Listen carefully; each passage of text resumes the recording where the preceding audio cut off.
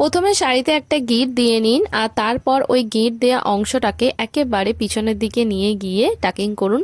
আর তারপর একটা একটা করে এরকমভাবে ফ্যাব্রিক নিয়ে প্লিট বানান আর সেটা স্কার্টের মধ্যে বা পেটিকোটের মধ্যে গুঁজতে থাকুন। এই রকমভাবে প্লিট বানাতে বানাতে সামনের দিকটা পুরোপুরিভাবে কভার করে নিন আর তারপর সোজা চলে আসুন একেবারে আঁচলের অংশে।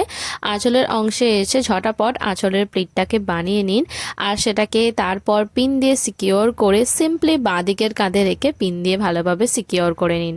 এর পরের স্টেপে যে লুজ হওয়া ফ্যাব্রিকটা আছে ডান দিকের, সেটা টেনে নিয়ে গিয়ে একেবারে পিছন দিকে গুজে নিন ঠিক এই রকম ভাবে। আর শেষে একটা কোমর বন্ধনে অ্যাড করে নিলেই কিন্তু একটা সিম্পল শাড়িতে হয়ে যাবে একটা এলিগেন্ট লেহেঙ্গা লুক।